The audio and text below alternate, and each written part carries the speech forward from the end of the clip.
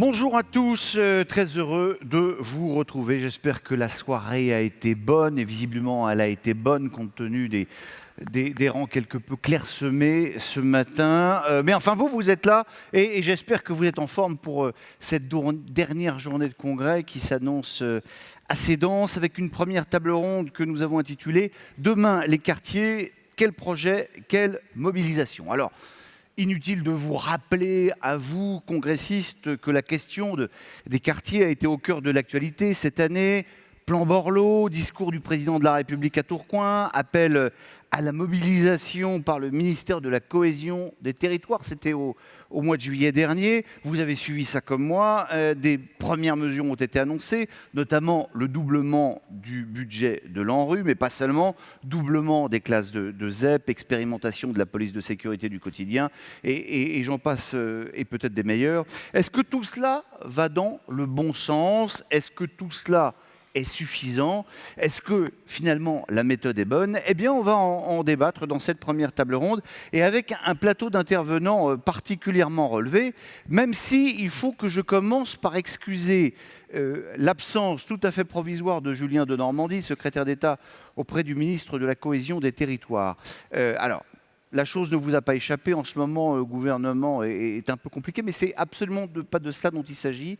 Jacques Mézard, qui devait être avec nous ce soir, est empêché par un problème personnel. Il est donc remplacé par Julien Denormandie, qui le remplacera. Et donc Julien Denormandie n'allait pas également participer à la table ronde de ce matin, et vous le comprendrez facilement. Cependant, nous avons une table ronde de choix avec Dominique Estrosi-Sassone, administratrice Côte d'Azur Habitat, sénatrice Les Républicains des Alpes-Maritimes. À côté de vous, Arlette Fructus, adjointe au maire de Marseille, chargée du logement, de la politique de la ville, de la rénovation urbaine. Et puis vous êtes également vice-présidente de la métropole ex-Marseille-Provence sur ces trois sujets.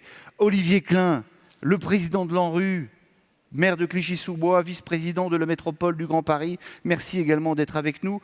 Proche de moi, Catherine Panassier, maire du 3e arrondissement de Lyon, conseillère, membre de la commission urbanisme, habitat, logement et politique de la métropole de Lyon, et puis présidente de Grand Lyon Habitat. Stéphane Peu, député de Seine-Saint-Denis, et puis Jean-Alain Stenfeld, président du directoire des FIDIS, président de la commission quartier, emploi, sécurité de l'USH. Alors on va débattre, mais pour lancer le débat, je vous propose de regarder d'abord ces quelques images. Nous sommes allés à Toulouse, dans le quartier du Mirail, où 3 établissements collaborent en mutualisant leurs ressources. Regardez, écoutez.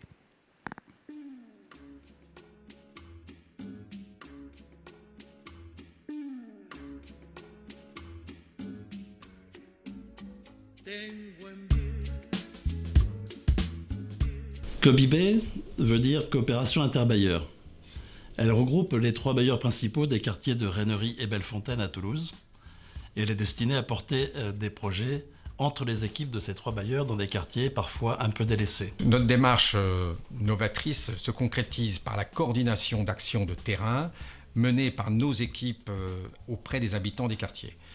Donc les projets sont soit développés en lien avec les associations, soit financés par nos soins via des subventions. Chaque année, nous consacrons ensemble un budget de près de 350 000 € aux actions d'animation, d'information et de sensibilisation. COPIB s'incarne dans de nombreux domaines, artistiques, culturels, éducatifs, vie associative et sportif, tout ce qui fait sens en fait en matière de lien social.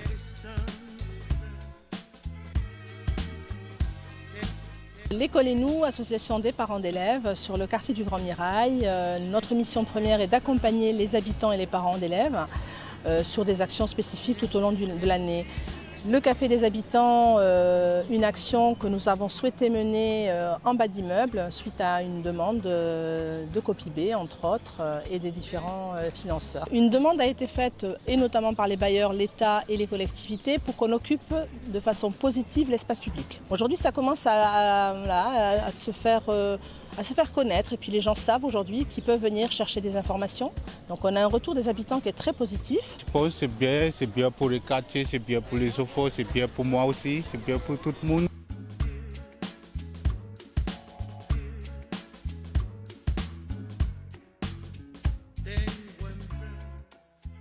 L'association Parle avec elle est une association de proximité auprès des habitants du territoire, des familles globalement, des femmes effectivement comme vecteur social et dynamique dans cette constitution familiale. Nous avons élaboré le projet du marché des créatrices qui va être sur sa 5e édition. Copy-B, c'est un soutien financier, mais également un soutien régulier, quotidien, d'échange avec les équipes des bailleurs et nous-mêmes.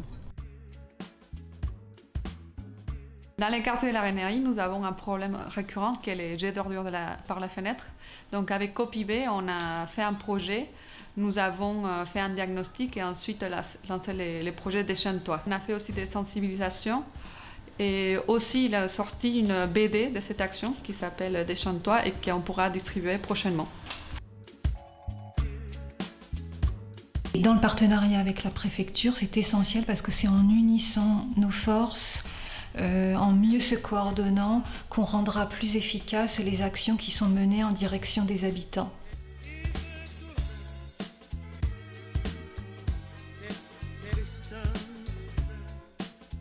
L'initiative de créer Copy-B est quelque chose de tout à fait positif.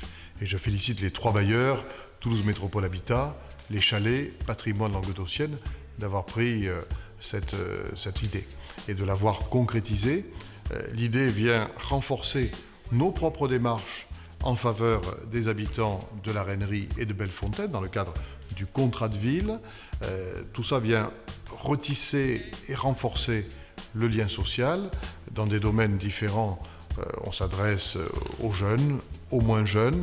Et je crois qu'effectivement, les bailleurs, c'est pas simplement loger les gens, c'est s'impliquer dans la vie des gens pour favoriser la rencontre et la vie dans les quartiers. Et je suis tout à fait heureux que nous soyons en accompagnement de cette action.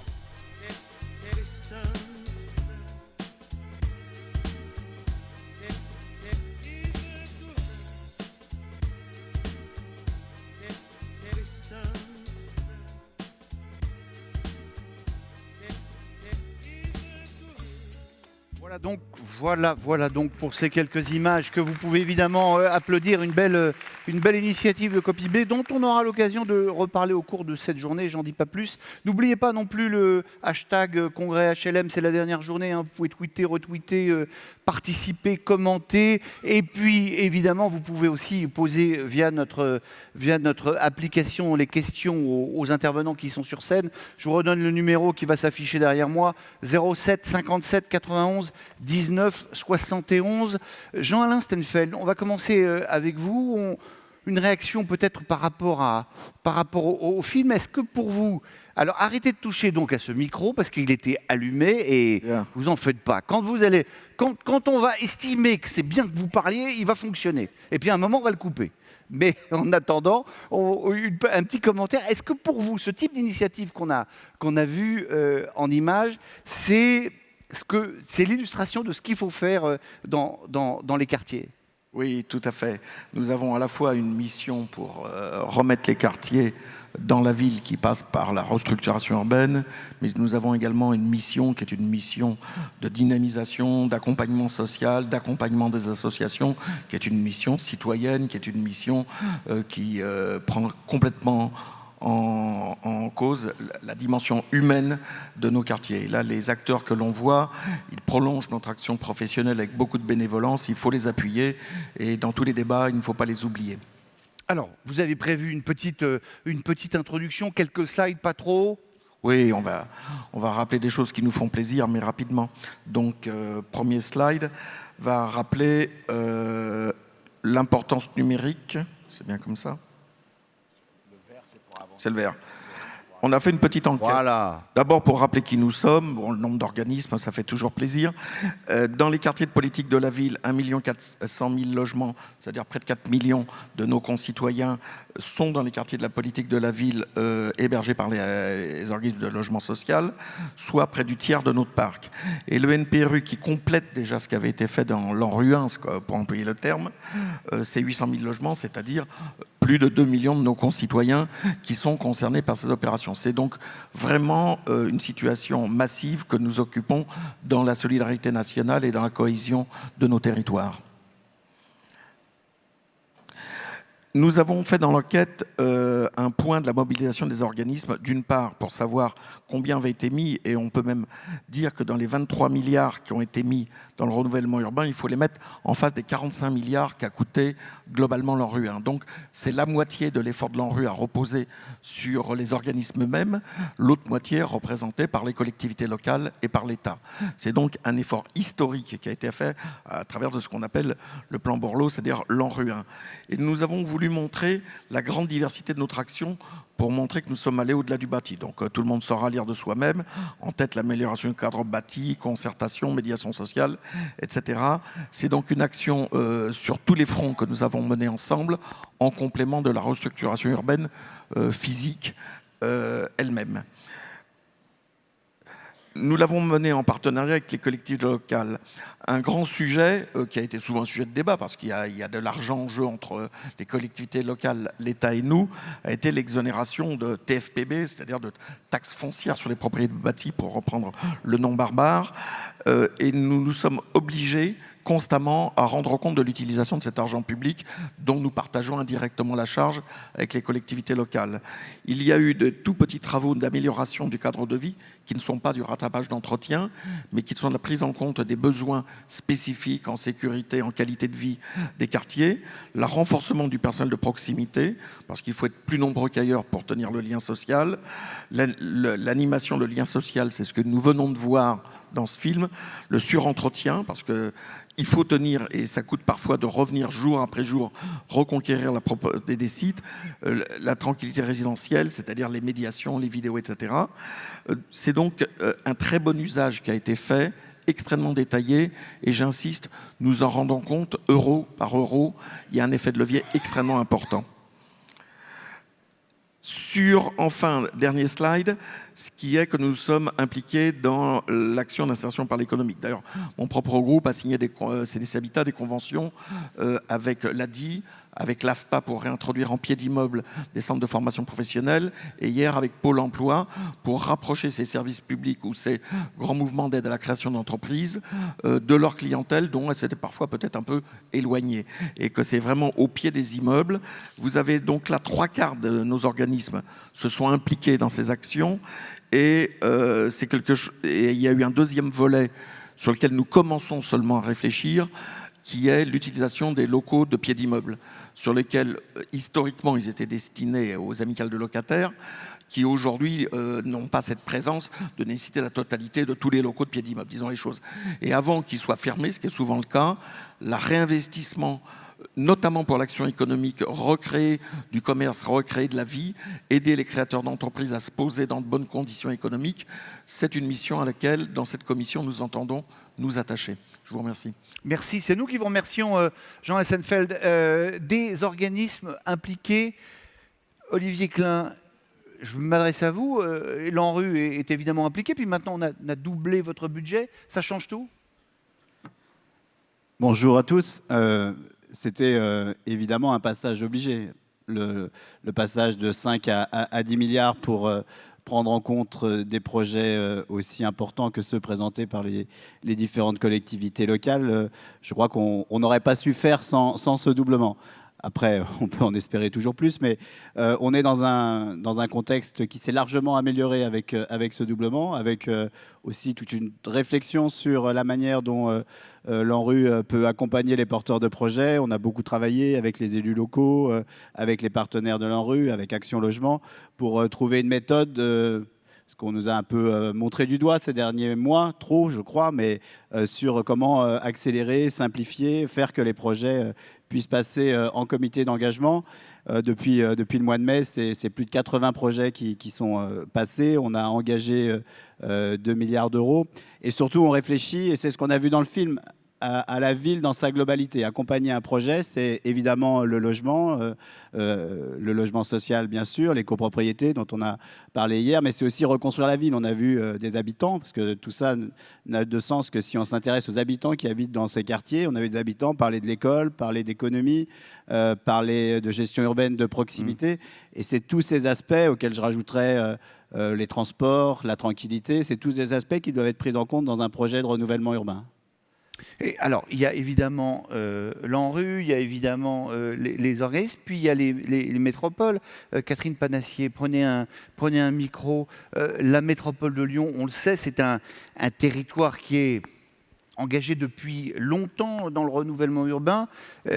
Aujourd'hui, ce sont les métropoles qui sont vraiment à la manœuvre.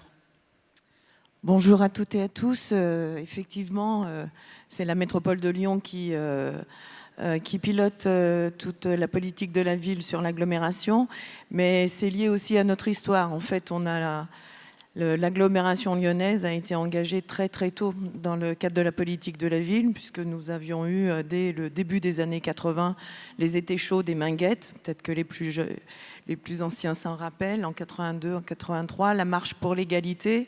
Et effectivement, cette question toute nouvelle qui faisait la une du 20h a interpellé très brutalement, très violemment les élus de la communauté urbaine de l'époque. Donc, vous avez été obligé d'inventer une politique à ce moment-là, quoi. Il y a eu une prise en compte immédiate de cette politique. Et puis effectivement, il y a eu une volonté de travailler d'abord sur le désenclavement de ces quartiers, et puis ce qu'on appelait à l'époque habitat vie sociale, développement social des quartiers, mise en valeur. Après, on a appelé ça développement urbain et maintenant renouvellement urbain.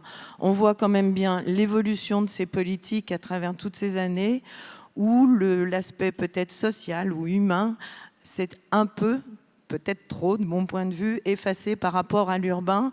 Et au lieu de prendre en compte ce qui existe et de faire avec, c'est vrai qu'on pense plutôt démolition et donc évacuation, en quelque sorte, d'une partie des habitants, ce qui, dans l'état d'esprit des actions, n'induit évidemment pas les mêmes choses.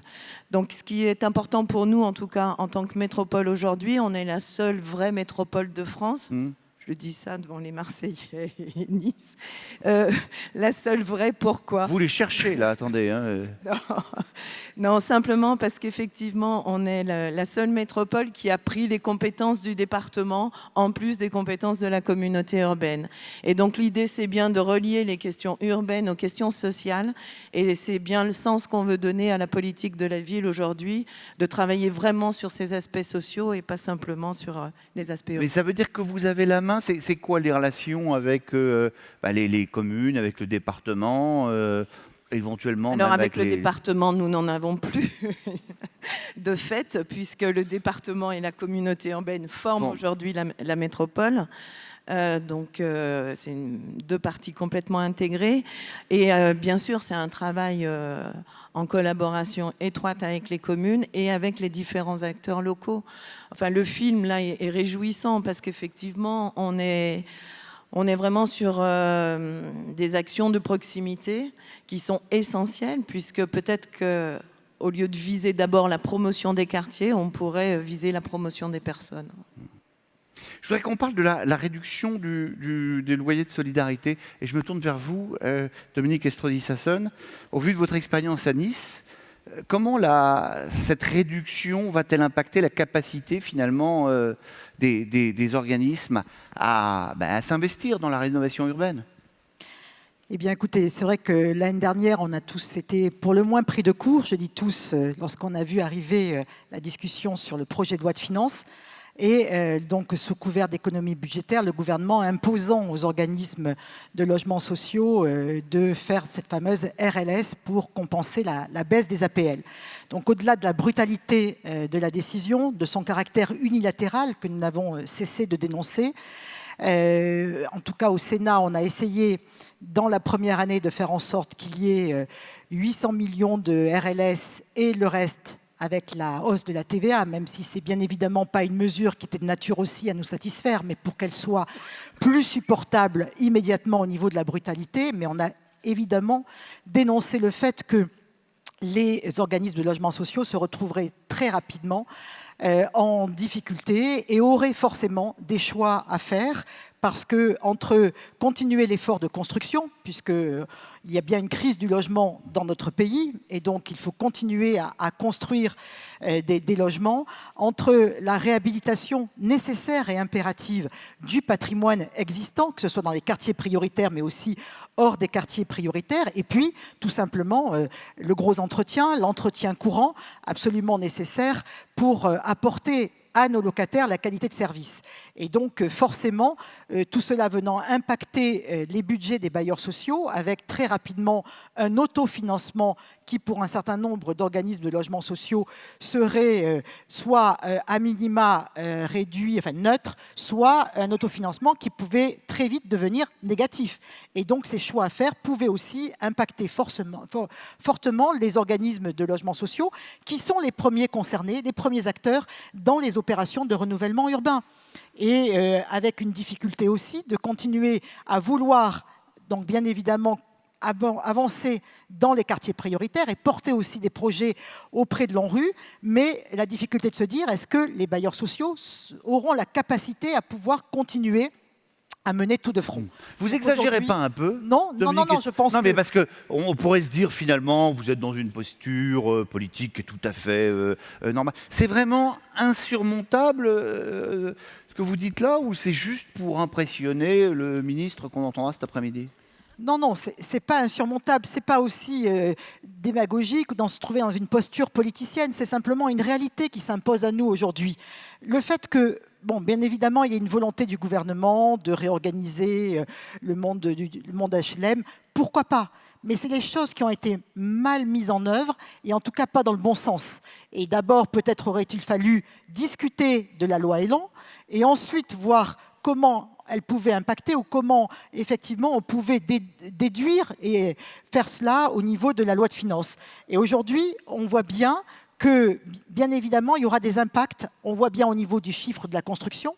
Il y a déjà un marché de l'immobilier qui, de fait, se ralentit depuis le début de l'année. Et donc, on va essayer de faire face à tous ces enjeux qui sont absolument indispensables pour nos villes, nos métropoles et nos quartiers et les habitants, mais on aura beaucoup de mal à pouvoir tout mener de front. Et donc, c'est aussi la quadrature du cercle à laquelle nous sommes confrontés sans vouloir véritablement éviter quoi que ce soit. Mais aujourd'hui, on est toujours dans une volonté de dynamique, une volonté de porter ces projets. Force est de constater, et je le salue, que le budget de l'ANRU a été doublé et c'est une bonne chose. Mais est-ce que ça sera suffisant? Quelles vont être aussi les nouvelles règles du jeu avec un partenaire qui donc intervient fortement dans le budget de l'ANRU qui est aujourd'hui Action Logement? Comment est-ce qu'il va travailler avec les bailleurs sociaux? Quelles seront les contreparties qu'Action Logement, au vu de la masse importante financière qu'il apporte dans ça le nous fait beaucoup de questions là. Ça nous fait beaucoup de questions. Mais ce que vous dites est très intéressant.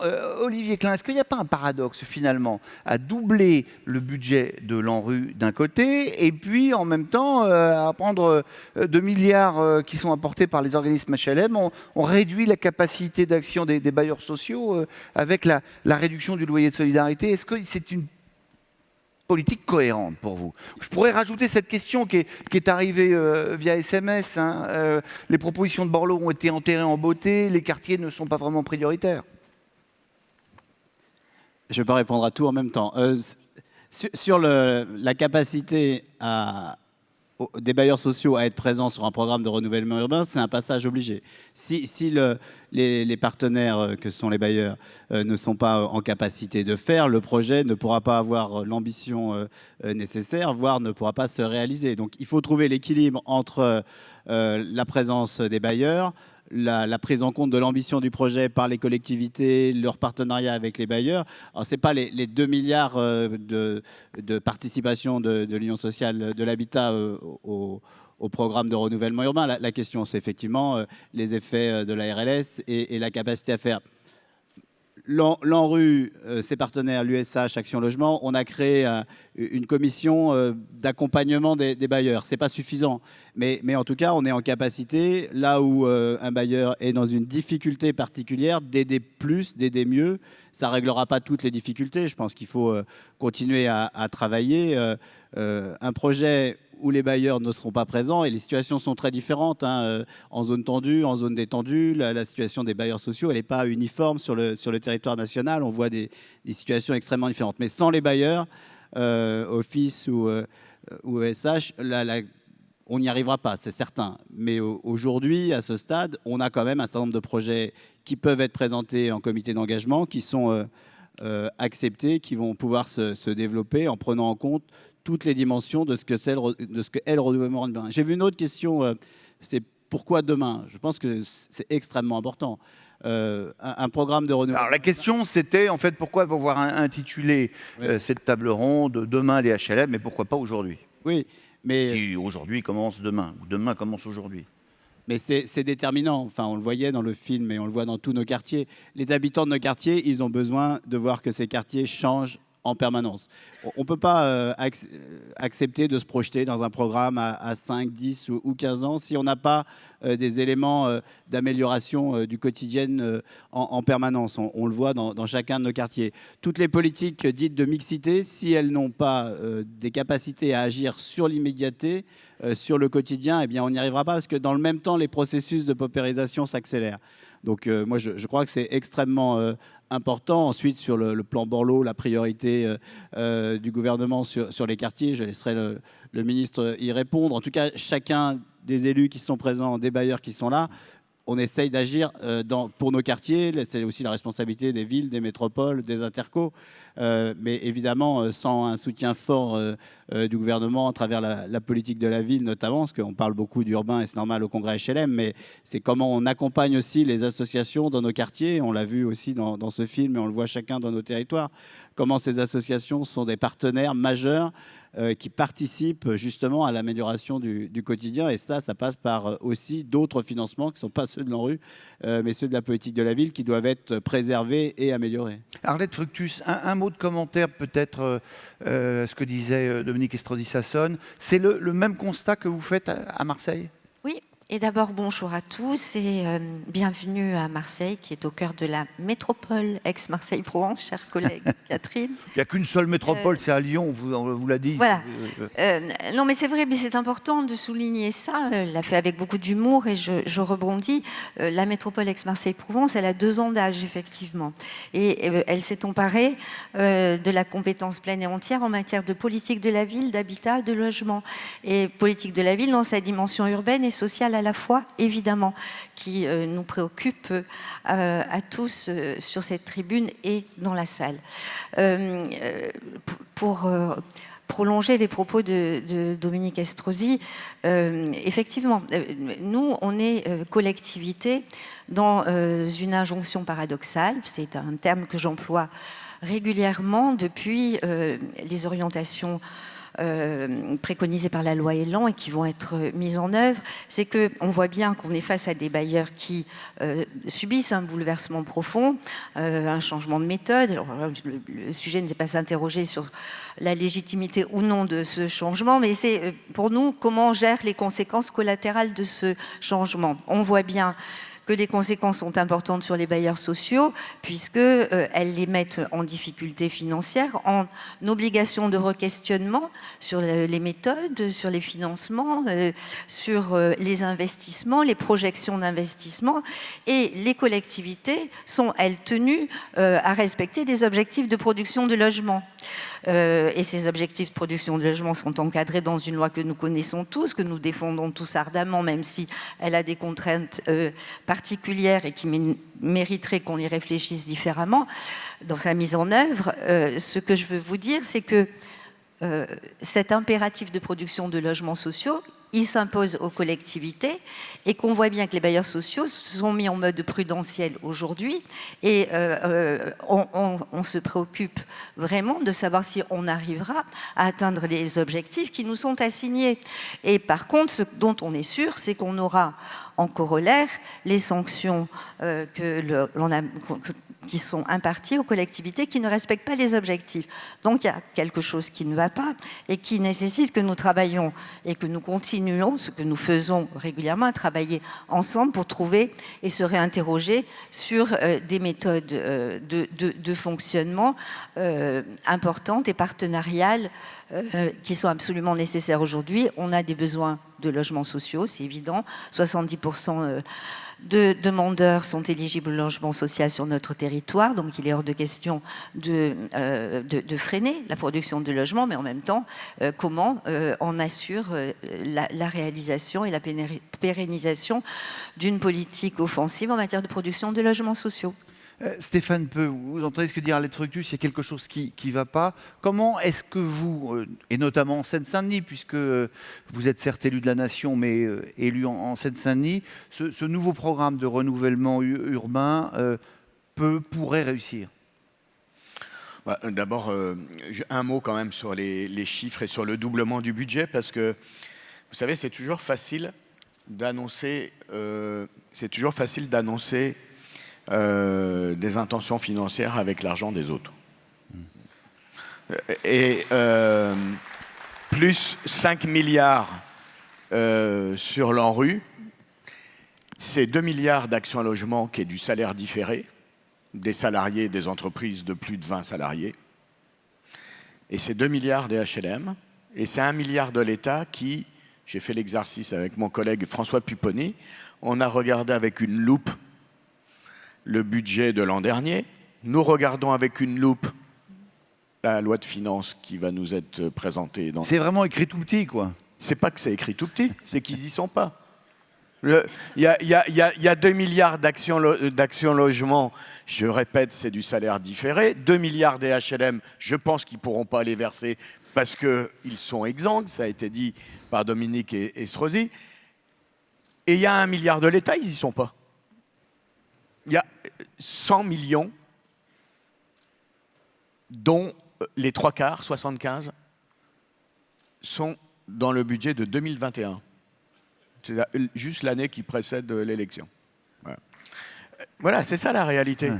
Attendez, alors, mais Olivier Klein a quand même une réponse. Le compte n'y est pas, c'est vos sous, quoi. Enfin, c'est vos sous. Et les sous qui vous sont confiés. Et par ailleurs, vous avez un certain nombre d'opérations de rénovation urbaine qui sont,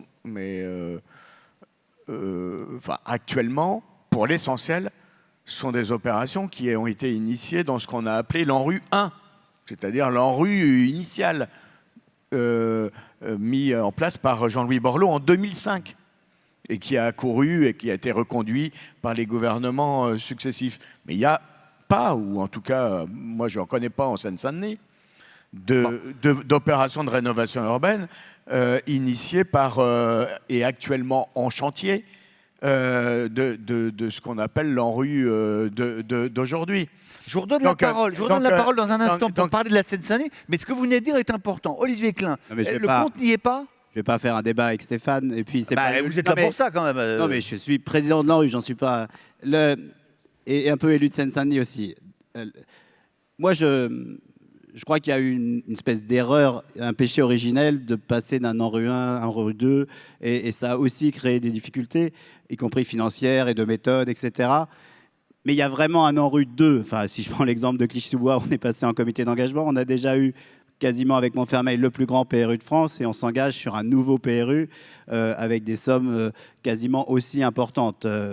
À Romainville, en Seine-Saint-Denis, on a inauguré une école qui est une école de l'ANRU 2. Mais je crois qu'il y a, évidemment, moi je le partage, j'ai dit au gouvernement que le milliard de l'ANRU 2 devrait être inscrit dans la loi de finances au préalable pour montrer l'engagement politique et la réalité de cet engagement. Mais aujourd'hui, quand je parle de 2 milliards des 80 projets actés, moi je crois en la parole de l'État, je crois en la parole des partenaires de l'ANRU et de notre capacité, à valider des projets et à les engager sur la durée. L'ANRU 1 a démontré qu'on était capable de changer la ville, et il va falloir le continuer. Sinon, il n'y aurait rien de pire que des villes qui présentent des projets, qui les font, dans lesquels les habitants participent, parce que, je vois François Lamy, il était là tout à l'heure, les conseils citoyens nous ont permis de mieux associer les habitants aux travaux préparatoires, l'école du renouvellement urbain dans lequel on forme nos conseillers citoyens. Tout ça, il y a une synergie qui se met en place. Il n'y aurait rien de plus désespérant que d'être dans une situation de ne pas croire à l'engagement des différents partenaires. Stéphane Peu est désespéré, lui. Ah non, moi je suis pour bien le connaître, moi je suis absolument pas. Je suis désespéré. absolument pas désespéré. Ça fait 25 ans que je suis élu en Seine-Saint-Denis, à Saint-Denis en particulier, que j'ai animé un organisme HLM. Si j'avais été désespéré, franchement, c'est pas là que j'aurais, dans cet endroit, que j'aurais déployé ma vie, mon militantisme, mes convictions. Et autant d'énergie qu'on vous Et connaît. puis alors paradoxalement, la Seine-Saint-Denis, c'est pas Olivier qui me démentira, c'est un territoire qui vous donne de l'énergie, beaucoup d'énergie, parce que vous pouvez pas vous en sortir autrement. Non, moi ce que je voudrais dire, c'est qu'il faut faire attention. Moi je suis un grand partisan de la rénovation urbaine, j'en ai fait beaucoup dans le territoire sur lequel je suis. Il y a la Courneuve, les 4000, les Francs-Moisins, enfin on a beaucoup de quartiers avec, comme Clichy-sous-Bois qui sont emblématiques de la politique de la ville et de la rénovation urbaine. Et donc bien évidemment que la rénovation urbaine c'est une bonne chose. Après, voilà, on croira ou pas à l'engagement de l'État. Moi, j'ai tendance à, surtout dans le domaine financier, à croire que ce que je vois. Mais bon, mettons ça de côté. Un des grands sujets, et on a été reçus, les 18 parlementaires de la Seine-Saint-Denis, par Édouard Philippe la semaine dernière, par le Premier ministre, c'est que vous ne pouvez pas faire de la rénovation urbaine à l'infini et avoir une société qui, dans ces quartiers, n'est pas au rendez-vous de la promesse républicaine. Vous ne pouvez pas rénover les immeubles, pour faire simple, et ne pas avoir de professeurs dans l'école du quartier. Ou vous ne pouvez pas repeindre les cages d'escalier et ne pas avoir de policiers dans les rues. Et vous ne pouvez pas repeindre ou ravaler les immeubles et avoir 10 fois plus de temps pour avoir une procédure au tribunal de Bobigny qu'il en faut pour aller à Paris. Voilà, c'est ça la réalité. Pour moins d'habitants, le tribunal d'instance du 15e arrondissement, il a 3 fois plus de magistrats que le tribunal d'instance d'Aubervilliers. Donc c'est un ensemble. Donc oui à la rénovation urbaine, mais oui à une République qui soit présente dans les quartiers et qui assure l'égalité républicaine aux habitants qui y vivent. Or, aujourd'hui, ce n'est pas le cas. Eh bien, écoutez, c'est...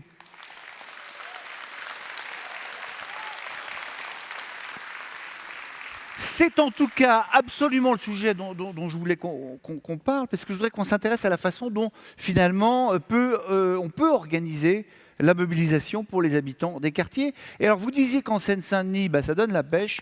À Marseille aussi, on peut avoir la pêche. Je vais vous demander d'accueillir Mounir Garès, qui va venir nous rejoindre à cette tribune. Oui, vous pouvez l'applaudir par anticipation. Bonjour, vous êtes le directeur du centre social Del Rio, dans le quartier de la Viste, ici, à Marseille. Comment ça se passe pour les acteurs sociaux de proximité? C'est que des difficultés? Non, c'est beaucoup de positifs aussi. Moi, je vais avoir un regard plutôt local. Nous, on a bénéficié, le quartier de la Viste a bénéficié d'une réhabilitation, beaucoup de choses positives, des équipements réhabilités, un quartier revalorisé, mais quand même des habitants qui ne sont pas tout à fait satisfaits. Alors pourquoi ? Parce que leur participation n'a pas forcément été prise en compte, et même si le quartier a été revalorisé, et leur logement aussi, qu'il y a des nouveaux équipements, l'enjeu pour eux c'était que le quartier soit désenclavé, qu'il s'ouvre vers la ville. Or ça n'a pas été possible. Et puis le deuxième sujet de mécontentement, c'est qu'effectivement sur le quartier, il y avait une dizaine de commerces dont beaucoup étaient vides et que le choix a été fait de retirer ces commerces. Or, ils voyaient... Pourquoi ce choix ? Parce que les commerces pouvaient être squattés, les arguments c'était plutôt ça, et puis ils étaient vides, donc du coup ils coûtaient sans être utilisés. Et c'est vrai qu'on n'a pas forcément fait le pari de l'avenir en se disant ces commerces, un jour ou l'autre, ils peuvent être réutilisés et c'est incroyable, mais il y a des mamans qui souhaitent créer une boulangerie de quartier. Eh bien non, c'est pas possible, il n'y a plus de local. Donc oui, il y a des choses très positives. Moi, je suis très content de ce qui s'est passé sur le quartier de la Viste. Mais c'est vrai aussi qu'on a peut-être un peu oublié la participation des habitants. Participation, on leur a pas demandé leur avis? Il n'y a pas eu de... Non, c'était de la concertation. Il y a eu des réunions très intéressantes. Mais si vous voulez, on n'a pas noté les propositions des habitants. Or, les habitants, pour exemple, ils disaient « Nous, on veut un ascenseur neuf dans la tour. Et on ne veut pas de la fontaine. Et on ne veut pas de la place. Et en fin de compte, c'est la place qui a été créée et les ascenseurs ne sont pas neufs. Donc, il y a une intelligence aussi dans l'intervention des habitants. C'est leur quartier. Oui, c'est-à-dire qu'on leur demande leur avis, mais ensuite, on n'en tient pas compte. Quoi. Bon, donc là, c'est peut-être un peu... C'est peut-être un peu... Est-ce que vous avez vous avez l'impression d'avoir les moyens de travailler correctement? Alors, moi, je voulais en parler. Ça fait plus de 20 ans que je suis travailleur social, que je travaille dans diverses structures. Et depuis 20 ans, toutes les années, j'ai eu cette inquiétude, en tant que responsable de diverses associations, de me dire « Ah, cette année, on va nous baisser les subventions ». Ça fait 20 ans, on n'a jamais eu de baisse. J'ai jamais noté ces baisses. Et je tenais à le dire, cette année, c'est la première fois, j'arrive toujours pas à le croire, on a eu des baisses très très très importantes. Pour exemple, et là je parle que du centre social d'El Rio, d'accord, à la Viste, nous avons procédé à 6 licenciements économiques et nous n'avons pas renouvelé 6 emplois aidés. 12 personnes à temps plein qui ne sont plus sur le quartier. Donc, après, moi, c'est ma lecture. Je ne suis pas là pour me plaindre. Hein. C'est juste de donner une lecture. Je fais partie aussi de l'Union des centres sociaux des Bouches-du-Rhône. Et c'est vrai que c'est pour les centres sociaux, mais ce n'est pas qu'à Marseille, hein, c'est à l'échelle nationale. Hein.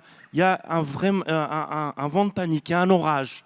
Et là, j'ai envie de dire, moi, j'ai entendu votre introduction avec toutes les mesures. Et ce n'est pas ce que moi, je vois. Et c'est vrai que depuis 20 ans, là, cette année, je suis inquiet. Je suis très inquiet. Parce que ces baisses de budget, ça va forcément se ressentir dans les quartiers auprès de ses habitants. Moins d'aide de devoirs, moins de pratiques sportives, moins d'activités à destination des familles. Le centre social est un lieu très très important dans un quartier. Très très important dans un quartier. Maintenant, je veux quand même rester dans le positif parce que je veux pas que... Il y a quand même des choses qui se déroulent et qui se passent très bien. Moi, par rapport au lien qu'on peut avoir avec le bailleur, je pense qu'on a compris depuis quelques années qu'on avait le même objectif. Le centre social et le bailleur ont le même objectif, c'est-à-dire que les habitants puissent bien vivre dans leur cité, et donc on arrive aujourd'hui à construire des choses. Je pense aussi à des acteurs comme les partenaires de la politique de la ville. C'est vrai que c'est un vrai levier aujourd'hui, mais c'est pas assez. C'est pas assez. C'est-à-dire que quoi qu'il arrive, il y a des choses très positives qui se construisent tous les jours, mais je sens que le centre social est en train de descendre. Et ça, c'est vrai que c'est inquiétant. Et voilà, c'est une vision. Mais c'est une vision très intéressante et une vision de terrain. Et on vous remercie beaucoup, Mounir Garès. Alors évidemment, je me tourne vers vous, Arlette Fructus. Vous avez entendu ce qu'a dit Mounir Garès? Non seulement je l'ai entendu, mais on travaille régulièrement, presque au quotidien ensemble. Et bien sûr que c'est des constats qu'on partage. Et je voudrais saluer François Lamy, qui est présent ce matin, parce qu'il nous a mis en projection sur un travail fondamental, c'est comment donner la parole aux habitants.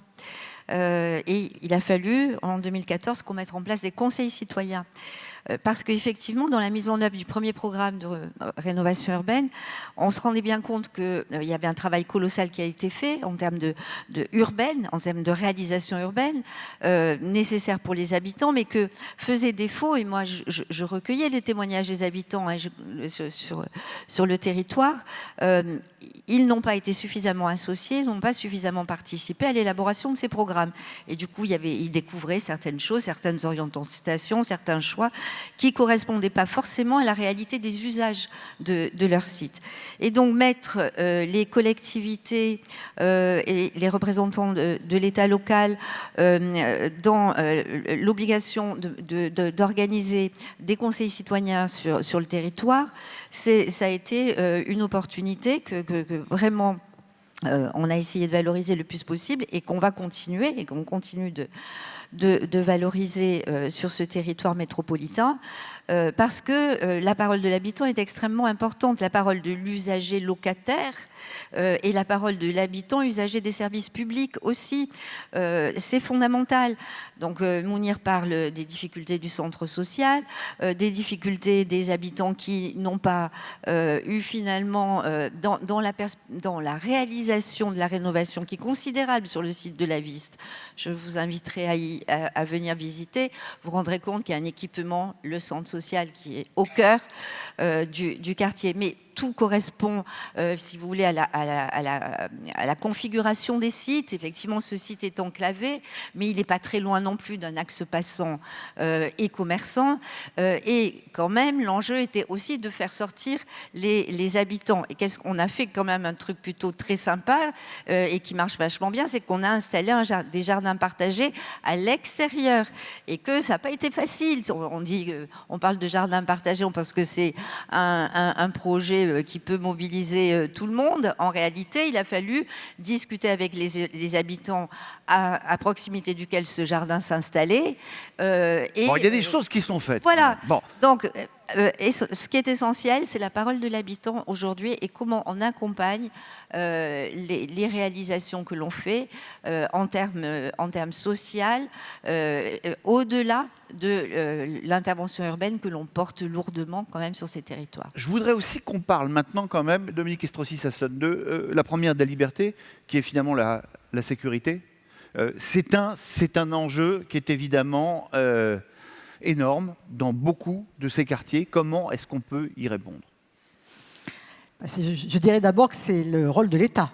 C'est vraiment le rôle régalien de l'État qui doit être présent. Uniquement dans tous les quartiers, qu'ils soient prioritaires ou des quartiers qui représentent l'ensemble de notre organisation spatiale. Oui, je dirais uniquement. Alors après, on peut aussi accompagner, on peut aussi bien évidemment prendre aussi au niveau des collectivités un certain nombre d'engagements, de missions à conduire sur le terrain. Mais aujourd'hui, alors on nous parle de cette police de sécurité au quotidien, des moyens qui seraient dévolus. On va voir ça à partir du 1er janvier 2019 parce que pour l'instant, bien évidemment, elle n'est pas encore mise en pratique et sur le terrain. Il y a beaucoup d'attentes légitimes au demeurant, mais je pense que véritablement les enjeux se trouvent là, mais se trouvent aussi sur l'accompagnement que peuvent faire les collectivités locales et territoriales directement sur le terrain. Et moi, je voudrais simplement, puisqu'on a la chance d'avoir le président de l'ANRU à cette tribune, dire aussi qu'il faut faire davantage confiance aux collectivités territoriales. Alors, ce n'est pas uniquement à l'ANRU que je m'adresse, je pourrais m'adresser bien évidemment à l'État avec un grand E, et c'est vrai que c'est important. Alors, vous me direz qu'une sénatrice, c'est difficile de faire à moins que de porter la voix des collectivités territoriales, que ce soit bien sûr les communes, les intercommunalités, mais c'est important. C'est important pourquoi ? Parce qu'on l'a vu que dans le premier programme de rénovation urbaine, on a vu que la bureaucratie avait pris le pas sur véritablement les réalités que l'on pouvait avoir sur le terrain et sur le développement des projets urbains en tant que tels. Donc aujourd'hui, j'ose espérer que dans ce nouveau programme de rénovation urbaine, véritablement on s'appuie sur les territoires, que ce soit au niveau des élus, que les projets soient mis en place, parce que c'est les élus qui savent véritablement ce qu'il y a de bon à conduire sur leur territoire. Il faut qu'il y ait une gestion qui soit moins technocratique, qu'on fasse plus confiance aux élus, mais je n'ai pas de doute parce que le président de l'ANRU est lui-même un élu, mais je crois que c'était aussi ce qu'on a pu constater dans le premier programme de rénovation urbaine. Et si l'on veut que ce deuxième programme de rénovation urbaine puisse réussir, même si on sait qu'il n'y aura pas les mêmes moyens qui seront mis en œuvre que dans le premier, il faut vraiment qu'on ne puisse pas avoir aussi des dogmatiques, avoir des dogmes. Je vois, bon, je ne veux pas ramener à Nice ou à la métropole de Nice-Côte d'Azur, mais je veux dire, on ne peut pas non plus tout dire au niveau d'avoir une vision qui soit que dogmatique. C'est-à-dire qu'il faut faire confiance aux élus locaux par rapport à des changements, puisque les quartiers ont déjà été transformés à travers le premier programme de rénovation urbaine. Ce deuxième programme, on a de véritables ambitions, de véritables enjeux, mais il faut aussi laisser de la souplesse et laisser aussi une latitude aux élus locaux par exemple, je pense sur le dogme des démolitions. Je veux dire, peut-être qu'il n'y a pas autant de démolitions à conduire par rapport à ce qui a déjà été fait, parce que ça a des incidences fortes, et qu'il faut peut-être aussi s'appuyer sur des transformations d'usage, sur des évolutions qui, force est de constater, dans la fin du premier programme de rénovation urbaine, à un moment donné, on laissait place trop à la bureaucratie, on ne s'est pas suffisamment à un moment donné appuyé sur les élus locaux, sur une simplification qui était nécessaire en demandant toujours plus d'études, toujours plus d'interventions. Et je pense que là, on aura vraiment des enjeux qui seront plus des enjeux de réactivité, de souplesse, et que ça passe vraiment par les territoires pour remonter jusqu'au niveau de l'ANRU, si on veut que ce nouveau programme de rénovation urbaine puisse avoir les effets escomptés. Alors, Olivier Klein veut vous répondre, il va vous répondre dans un instant, mais d'abord, Catherine Panassier, mais non, mais autant en profiter, on vous a entouré d'élus locaux et vous allez l'entendre. Vous êtes en écho avec ce que dit Dominique Estrosi-Sassone ? Complètement, mais alors vraiment complètement. En fait, ce qui est souhaitable, c'est effectivement beaucoup plus de fermeté d'un côté sur toutes les questions de sécurité, c'est la première des libertés, et puis beaucoup plus de souplesse pour tout ce qui est adaptation des grands projets de rénovation urbaine à la particularité de chacun des quartiers, de chacun des territoires. Et ça, effectivement, il faut faire confiance un peu plus aux élus locaux et surtout donner de la souplesse. Et je pense qu'il y a une autre dualité, et puis ça a été posé, pourquoi aujourd'hui, enfin pourquoi pas aujourd'hui, et on parle de demain, et puis la question du temps aussi des projets. À Lyon, je vous le disais, on a commencé tôt et ce n'est pas fini. Et donc, il y a des gens, enfin des enfants qui sont nés il y a 40 ans, c'est toujours pas terminé dans leur quartier, la transformation urbaine. Donc, on a ce temps long des projets qui ne correspond pas du tout au temps quotidien des gens. Et donc, autant je pense qu'il est complètement souhaitable et fondamental de penser l'avenir urbain de chacun des quartiers, comme on le fait dans un esprit de rénovation urbaine, de plus grande mixité des fonctions, de plus grande mixité résidentielle et sociale, de désenclavement, mais qu'il est impératif d'avoir des services publics et une vie sociale et locale riche pour les habitants d'aujourd'hui. Donc ça, c'est vraiment des points sur lesquels je pense qu'on peut progresser et sur lesquels l'ANRU pourrait peut-être donner un peu plus de confiance et de souplesse dans la mise en œuvre des projets. Ah bah vous n'êtes pas venu pour rien, Olivier Klein. Alors, la parole, et puis ensuite, je redonnerai la parole. Permettre un dernier. Ah mais excusez-moi, je croyais que vous aviez terminé, je ne voulais pas vous... On en profite. Parce qu'un autre point qui est important, c'est la mobilité des gens. C'est la notion de parcours résidentiel.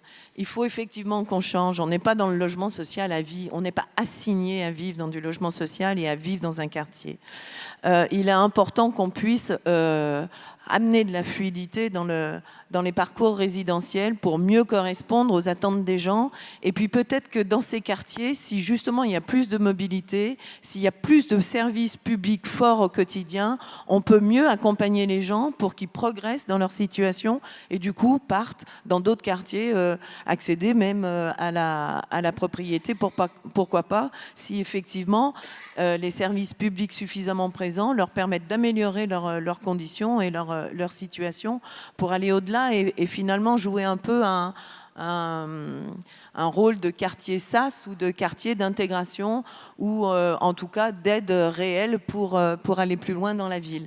Et ça ne peut se faire, cette question de la mobilité, où on ne peut traiter la notion de parcours résidentiel sans parler politique d'attribution et effectivement assouplir un peu les choses de ce côté-là. Parce que aujourd'hui, c'est juste pas possible. Enfin, on s'aperçoit à Lyon, puisqu'on a un programme ambitieux de renouvellement urbain, donc on a 1600 personnes là à reloger. Effectivement, ils sont prioritaires. On a 62 000 demandes, dont 60% de nouvelles demandes, 40% de demandes de mutation. Compte tenu de l'ensemble de ces priorités, de l'ensemble des réservataires et des contingents, c'est quand même difficile d'avoir des politiques d'attribution et de répondre afin d'amener de la fluidité dans le parc social. Donc ce serait assez intéressant de pouvoir, là aussi, faire un peu plus confiance aux collectivités, je pense notamment aux métropoles et aux bailleurs sociaux, sur les attributions des logements pour faciliter la fluidité dans les parcours résidentiels. Merci. Alors, Olivier Klein, fait des yeux ronds. Je non, comprends mieux pourquoi Julien de Normandie s'est fait porter pâle à cette table ronde quand même. C'est vrai. Toutes les réponses ne sont pas du côté de l'ANRU. D'abord... Stéphane Pedy se sera répété en Seine-Saint-Denis. Parce que vous savez, il faut prendre un micro si vous voulez. Il y a eu des homonymies dans les jours précédents qui ont créé du trouble. Voilà, c'est ça. Reprenez vos esprits. Le président de l'ANRU, d'abord, il n'a pas de bureau rue de Vaugirard, il a une petite salle de réunion et il est loin d'y être enfermé. Et la manière dont je vois cette présidence, c'est bien d'aller vers les élus et d'aller vers ceux que je connais le mieux, c'est-à-dire les élus locaux, et c'est ce qu'on essaye de faire. Moi, je suis d'accord, bien évidemment. Enfin, le vocabulaire, l'ambition du projet, réinterroger le projet, les études pour les études, etc. Je suis le premier à ne pas souhaiter ça. Et je pense que ce n'est pas ce que souhaitent non plus les équipes de l'ANRU que je salue, qui sont présents et qui ont parfois aussi été meurtris par ce discours de technocrates, etc., qui n'est pas la réalité de ce qu'ils essayent de faire, en tout cas. Moi, ce qui me paraît important, c'est que l'ANRU n'a pas de dogme, de catéchisme. Et effectivement, la question légitime entre rénovation, démolition, il n'y a pas de règle. Enfin, moi, j'habitais toute mon enfance un quartier de Clichy-sous-Bois, le Chêne Pointu, d'énormes copropriétés dégradées qui probablement vont être démolies parce qu'aujourd'hui, l'action publique le permet. Je ne vais pas regarder l'immeuble de mon enfance tomber avec beaucoup de plaisir. Je pense que c'est forcément une douleur, quelque chose qui rompt. On ne peut pas accepter facilement de se dire que là où on a habité, là où on habite, est quelque chose de dégradé et de dégradant. Et donc moi, je partage complètement ça, bien évidemment. Il y a des moments où la démolition est un passage obligé, des moments où la réhabilitation est le mieux, et il y a des moments où le mieux est l'ennemi du bien. Et parce qu'on n'est pas capable de reconstruire assez vite, parce que ça prendra encore beaucoup trop de temps, il faut aller vers des réhabilitations. Et puis surtout, il faut accepter l'idée de la maturation du projet. Moi, je le dis, ça fait partie des nouvelles méthodes qu'on propose, c'est-à-dire qu'à un moment, le projet, il doit encore maturer, mais ça ne veut pas dire qu'on doit attendre que le projet soit ficelé pour passer en comité d'engagement. Il y a des séquences, il y a une phase principale, une phase secondaire, je ne sais pas comment on va les appeler, mais il faut que l'ANRU ait cette souplesse pour faire passer en comité d'engagement des morceaux de projet et que ça démarre. On l'a déjà fait, donner des autorisations de démarrage anticipé. Et on parlait tout à l'heure de refaire la ville ou qu'est-ce que la ville ? On a parlé de la sécurité, la tranquillité. Évidemment, les habitants de nos quartiers aspirent, comme partout ailleurs, à vivre en tranquillité. Moi, je suis un vieux prof, donc je plaide beaucoup pour l'école. Je pense qu'il faut donner à voir aux habitants de nos quartiers. Et l'ANRU accompagne aussi des équipements publics. Et je dirais même surtout, en tout cas, ça ne doit jamais être un frein. Si on veut reconstruire la ville et toute la ville, la première question qu'on se pose tous, c'est dans quelle école je vais mettre mon enfant. Et cette question-là, elle est déterminante. Vous parliez de mobilité. Moi, je crois que la première des mixités dans nos quartiers, c'est celle des habitants qui y habitent déjà aujourd'hui. Aujourd'hui, le drame de nos quartiers, c'est pas les plus en fragilité qui y viennent, mais c'est surtout tous ceux qui en partent. Et je crois que l'enjeu d'un programme de renouvellement urbain, c'est notre capacité à faire que les gens qui sont là aujourd'hui aient envie d'y rester s'ils le souhaitent et qu'on puisse les accompagner, évidemment, sur leur parcours résidentiel. L'ANRU ne sera pas le porteur des politiques d'attribution. Enfin, ça, on doit y réfléchir avec vous parce que la reconstitution de l'offre, parce que, évidemment, moi, je suis dans une ville où je crois que j'ai 3900 demandeurs de logement social ce matin. Sur le contingent municipal, c'est 40 attributions une bonne année. Donc, si je ferme le service ce matin, dans 100 ans, tous les gens qui demandent un logement n'en auront pas encore un. Donc et l'ANRU, parce qu'il y a des programmes de démolition, de relogement, freine encore plus ces choses-là. Donc évidemment que ça doit se réfléchir à des échelles plus grandes et réellement plus grandes, territoriales en région parisienne, métropolitaine partout, et que chacun prenne ses responsabilités. Parce qu'on peut aussi... Si on continue à se dire qu'on ne peut pas construire du logement social partout et pour tous, on pourra se retourner tous les matins devant le président de l'ANRU pour savoir qu'est-ce que vous faites, comment vous faites pour que les projets aillent plus vite. S'il n'y a pas une production massive de logements et de logements sociaux, on n'y arrivera pas. Et puis, mais j'en ai déjà parlé, c'est vrai qu'on est au congrès HLM, mais la question de la copropriété et de la copropriété dégradée est extrêmement importante parce qu'elle elle sclérose encore plus le parcours résidentiel. Elle fait vivre les gens de nos quartiers dans des conditions souvent encore plus inacceptables. Les copropriétés dégradées, que ce soit du bâti ancien ou du bâti relativement récent, c'est des bidonvilles horizontaux dans lesquels les marchands de sommeil se font beaucoup d'argent, parce que j'essaye de ne pas être vulgaire ce matin, et se font beaucoup d'argent sur la misère. Donc on a tout ça à prendre en compte, et je peux vous assurer que l'ANRU et toutes ses équipes, le président n'est qu'un tout petit pion dans cette grande machine, est extrêmement mobilisé pour être présent. Bon, vous avez compris, vous avez en tout cas compris le message qui était envoyé par vos... Moi, j'ai pas besoin de venir à Marseille ce matin. Alors, je vous trouve assez dur dans vos commentaires. Demain, les quartiers, replacer le locataire et les associations locales au cœur du changement. Toujours des discussions avec des milliards à la clé. Quand parle-t-on de la vie, des envies, des ambitions et des rêves des habitants? On en parle quand même un petit peu, mais on va continuer, Arlette Fructus. Et puis je passerai la parole à Stéphane Peu.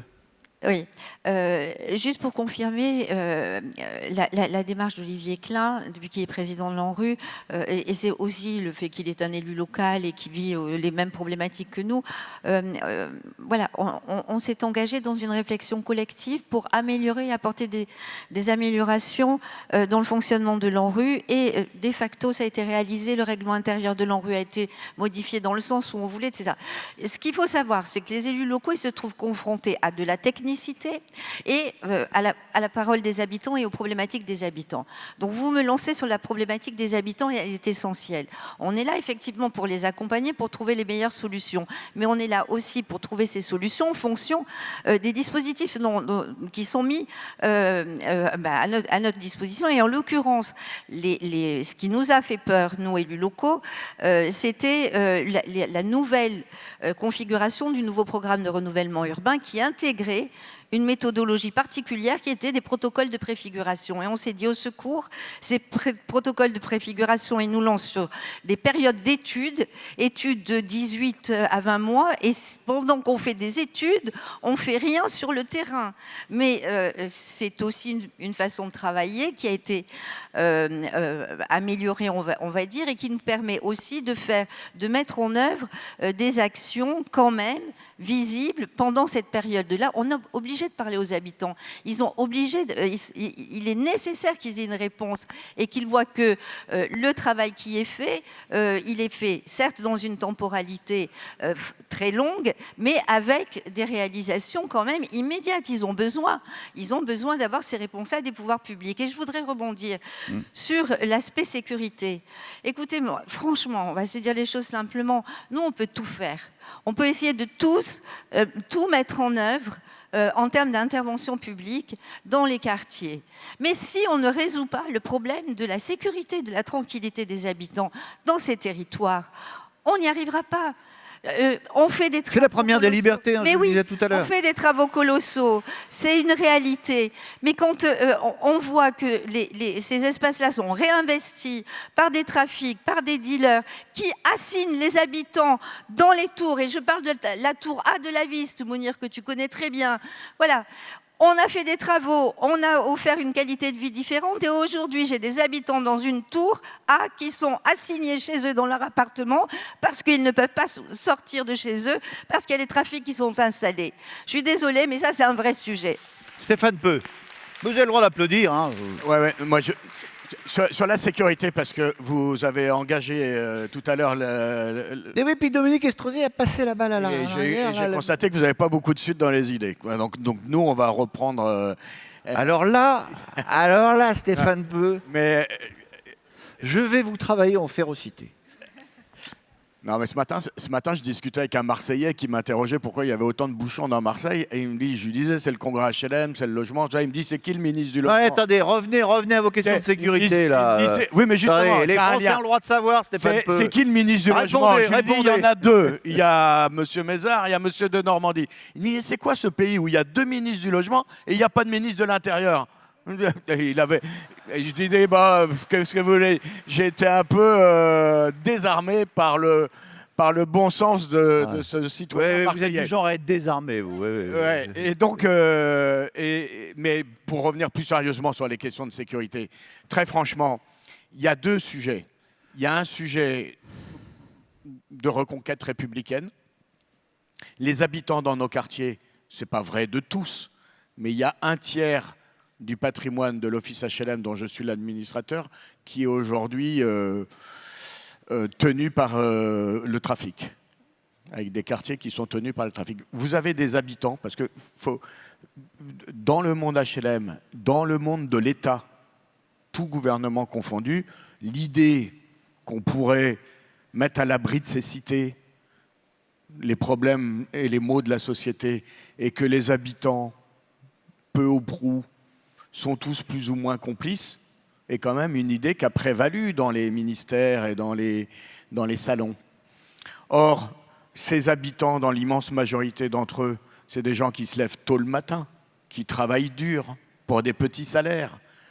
Et eux, ils sont pris en otage entre des trafiquants d'un côté et des pouvoirs publics qui sont aux abonnés absents, notamment sur les questions de sécurité.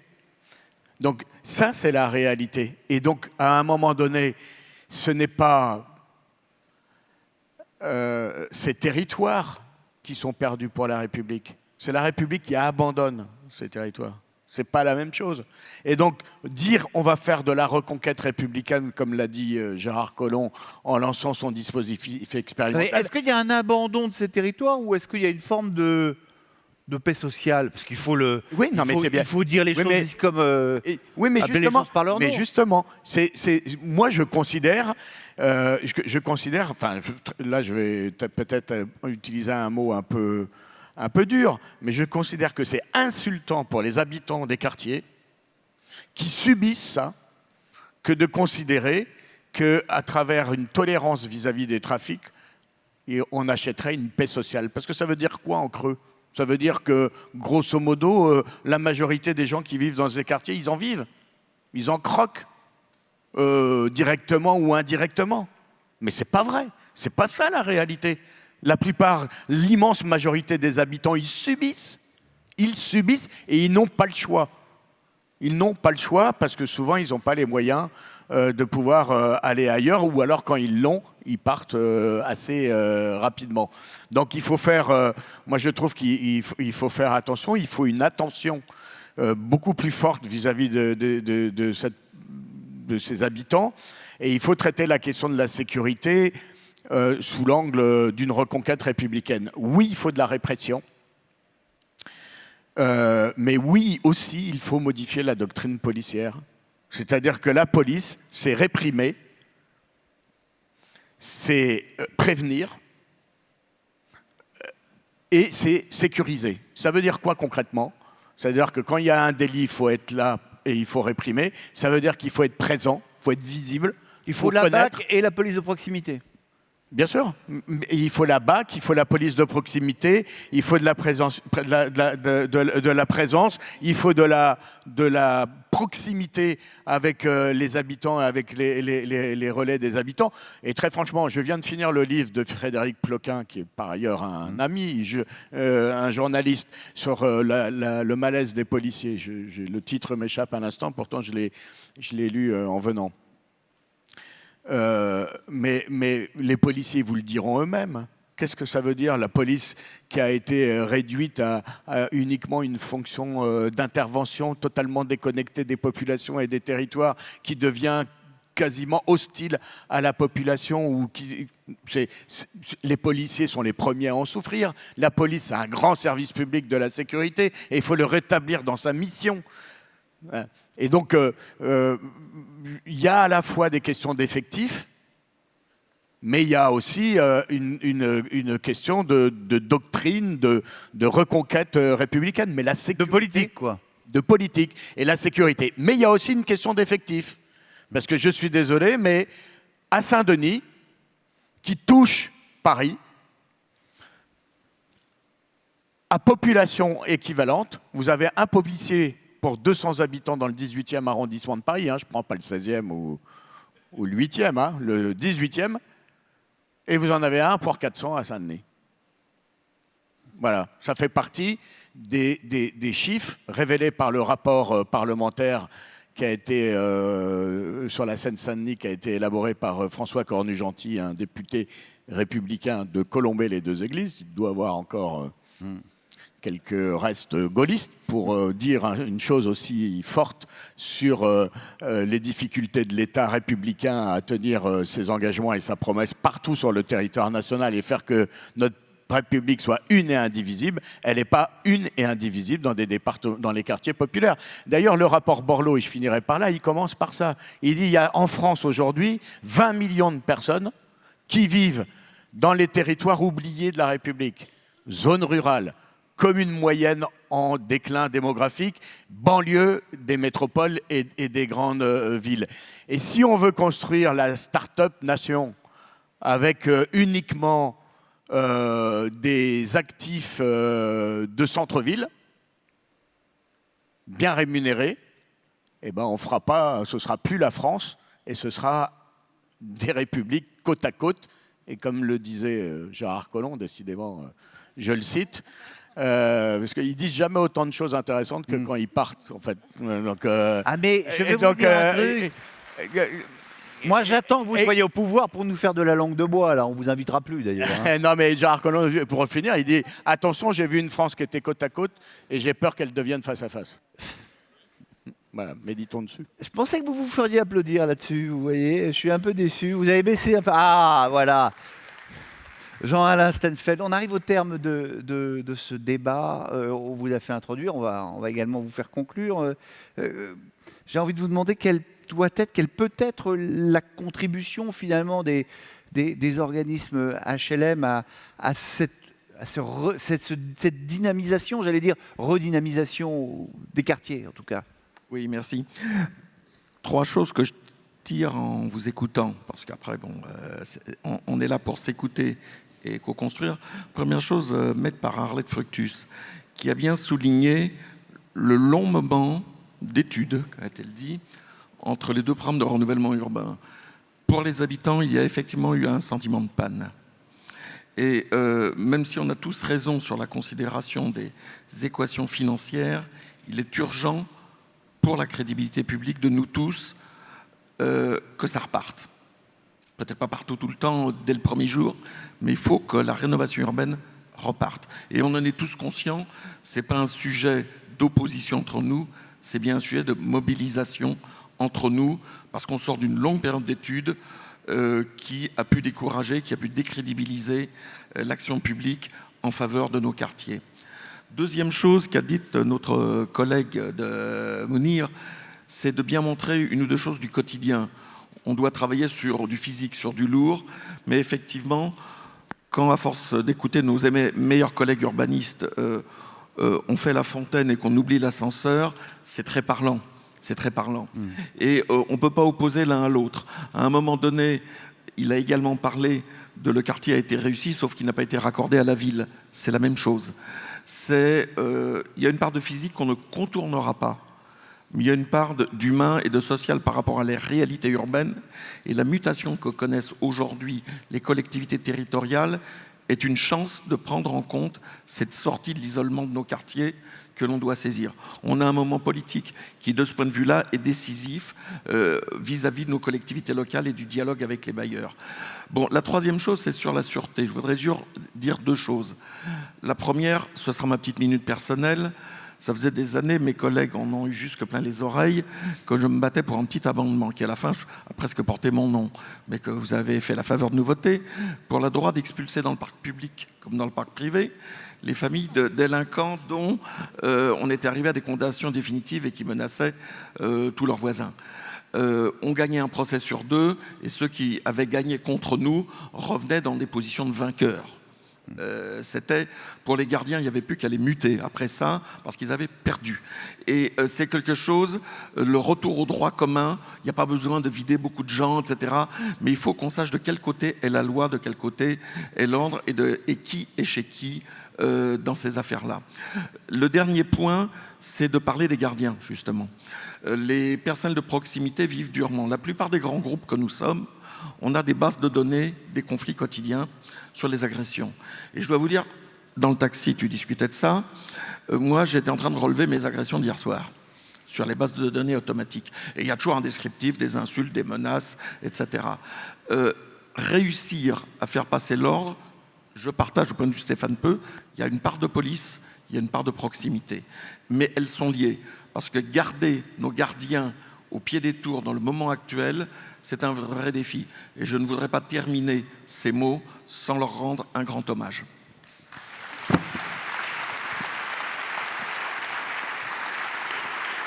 Eh bien, c'est sur ces applaudissements qu'on va achever cette table ronde. Donc, vous pouvez réapplaudir les 6 brillants et 7 brillants en comptant Mounir, intervenants. Vous allez regagner la table. On va passer immédiatement à notre deuxième table ronde. Et je vais demander à Bruno Arcadipane, Jérôme Barthélémy, Jacques Breneau, Frédéric Chéreau et Karine Lascolle et Véronique Momal de venir me rejoindre sur cette tribune.